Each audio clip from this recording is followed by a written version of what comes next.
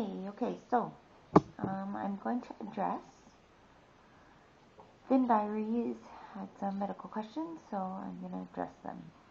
The first, isn't EBV and mono the same thing? Okay, actually, no. EBV is short for Epstein-Barr virus. The infection that it can cause is infectious mononucleosis, which actually refers to the changes that occur in the blood cells when the virus is active. There are actually other viruses that can cause similar presentation, so they're related, but they're not entirely the same thing. What else did you say? I get a miserable, unbearable ache in my intercostal spaces on the lateral sides of my rib cage. Do you have any idea what can cause this? I get bad acid reflux, like burping non-stop after eating mainly. Feels like there is air in my chest blocking my respiration sometimes, and I need to belch it up. But I took all the tests, and they don't prove it's acid reflux, even though that's what everyone calls it. Oh, and burping is probably caused by purging. I'm anorexic with purging tendencies. Self-diagnosis, never told doctors. Too ashamed. I faint a lot, self-explainable, but recently I had a few epileptic incidents. Also, any advice on how to stop purging? I used to be a better restrictor faster. However, the past 2 weeks, any time I eat, I always purge. Okay, this is really long. I'm just going to break this up.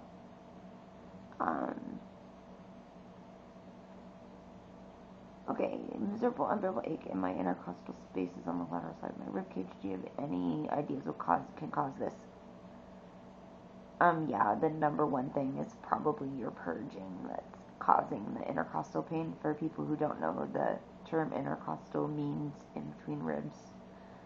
So she's talking about having side pain, probably, in the muscles between the ribs, which can occur from vigorous coughing, obviously the contractions of vomiting.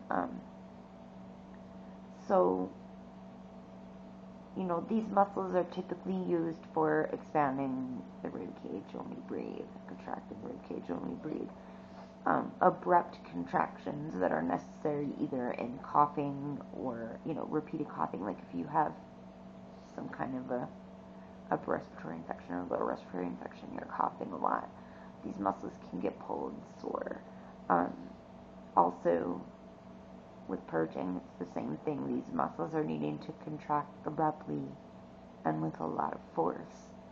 And it's easy for them to get fatigued, over sore. And then, of course, because they're in a location that is moving all the time with breathing, we tend to be more sensitized to that pain because we have to breathe. So, yeah, that's probably from your purging. Second thing you asked, let's see.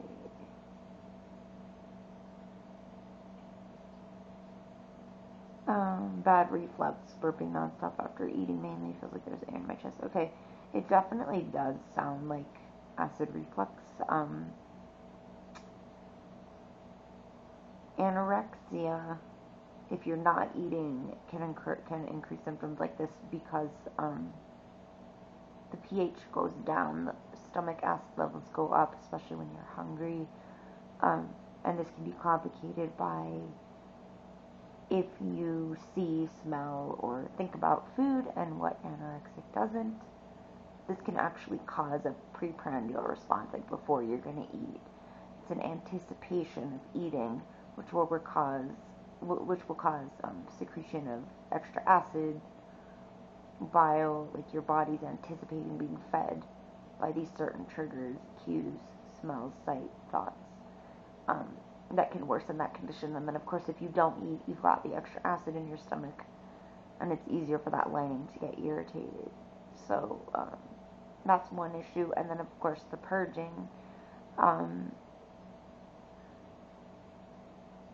Unfortunately, there, there's this valve between the throat and the stomach, the pyloric sphincter, which keeps stomach contents down, or is designed to. It's a two-way valve, but it's not meant to go in reverse more than in emergency situations. Like,